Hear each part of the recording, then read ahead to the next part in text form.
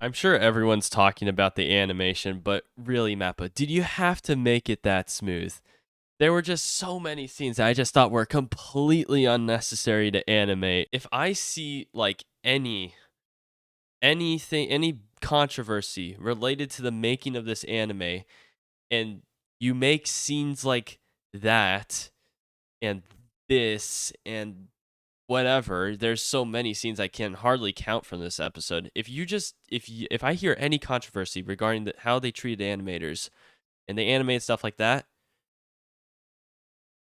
why was it worth ruining a bunch of animators' health just to animate Aki slicing apples? I'm only talking about this because of Mappa's track record, especially with like shows like Attack on Titan. Their track record is awful, and I'm tending to predict that there's probably some background controversy regarding the animation. So I'm hoping that this isn't a concern. You could have gotten rid of some of these scenes. Not some, a lot of these scenes. You could have toned down a lot of these scenes without losing much. If Mappa's treating them well, then this whole thing is a non-issue. And I'm glad that they animated these scenes because these animations are great. But again, with their track record, I highly doubt that. Anyway, let's get on with the review. The beginning of this episode was really good. For the amount of time that they've given to Power's backstory, like, I know it's cliche. I know this backstory is cliche, but I still find it really good the way they executed all of this. The whole purpose behind the beginning scene was just to show how Power isn't a complete maniac. She still is one, but ever since she met Meowie, it's like it's all mixed. She's starting to see blood, her entire like being, as having a completely different purpose after meeting Meowie. Instead of viewing blood as just something to eat and consume, after meeting Meowie, she sees blood as something more than just that. She sees blood as something you should cherish and respect, and not just consume. She still loves meat, don't get me wrong, but she's starting to understand the importance of life. It's cool to see development like that. It's really cool to see development like that. Even in just that brief period of time that we saw her backstory, it's really cool to see that. Part of me hopes that Denji has a more fulfilling dream than something as stupid as touching breasts, but that's like the whole point of this subplot. And that's probably like the whole point of his character right now. He's really simple, almost to a fault. He never quite understands the big picture of demons attacking each other, how everyone's afraid for their lives. He just sees the really simple things.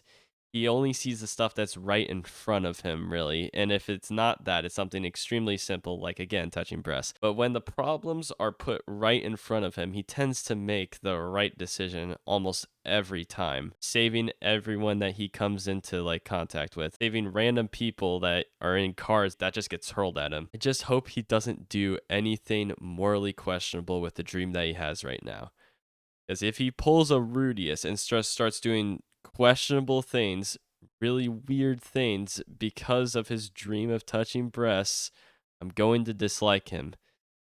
And I don't think that's the purpose of his character right now. In Mushoku Tensei, we see Rudius's lust as something that we just are supposed to despise. We're supposed to dislike that. We're supposed to dislike Rudius in the beginning of the show, and he eventually grows out of it. It takes probably more than a season for him to grow out of that, but he does eventually grow out of that. But I don't think that's what Denji's supposed to be right now. So if he does something morally questionable, similar to Rudius, I'm going to really throw some red flags and I'm going to dislike his character. This dream can lead to some pretty cringe scenes, and I don't want to see that. But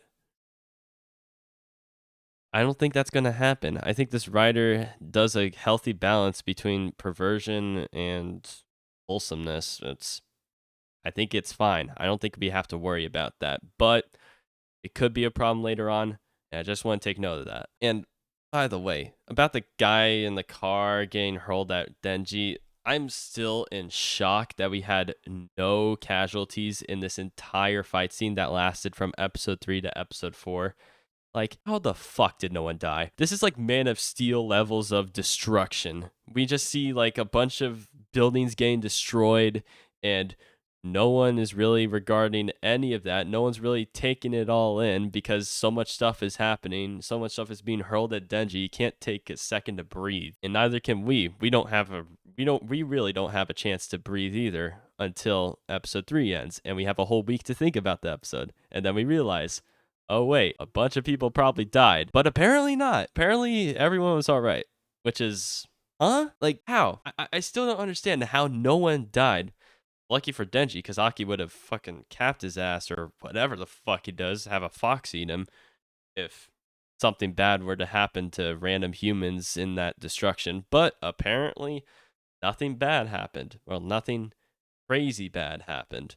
So, good for Denji, I guess. I think he lucked out of this one. It's cool to see that Power isn't going to screw over Denji anymore. Well, it seems like she's not going to screw Denji anymore because she held her end of the bargain in terms of like the breast touching shit at the end of the episode, which is surprising because she probably could have gotten away with it because it seemed like Denji forgot about that, but she didn't apparently, and she held her end of the bargain, like I said.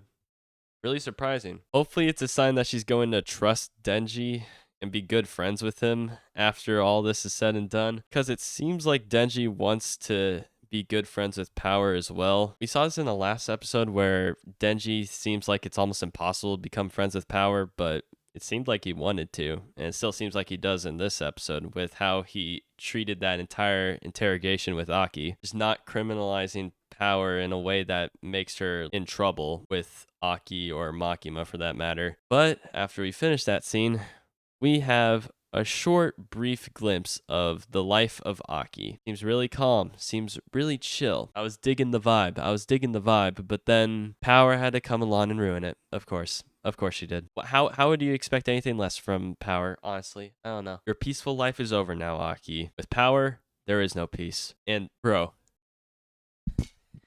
like, I don't understand. Occasionally flush, occasionally bathe. Bro, that's disgusting. I mean, I knew Power was the devil, but I knew she wasn't human. But I thought devils had standards too. Apparently not. So yeah, the whole second half of the episode was mainly comedy focused, which is fine. I have no gripe with that. But again, like I said in the last review that I did in episode 2, I don't think that the comedy is that great. I don't think you can achieve the heights that you can with other genres with comedy. We had a healthy balance this episode with both action and comedy and some heartful moments. So cool to see that. It's cool to see a balance. But this is just typical shonen comedy. I don't think the comedy hits all that well, honestly. I don't know. Overall, the episode was really good. It's probably 9 out of 10, 8 out of 10 worthy. It's not as good as episode 3 or 1, but it's on the same level as 2. So anyway, with all that said, be sure to like, subscribe, comment below what show you want me to review this season or what other show you want me to review this season. Anyway, that's it. See you guys.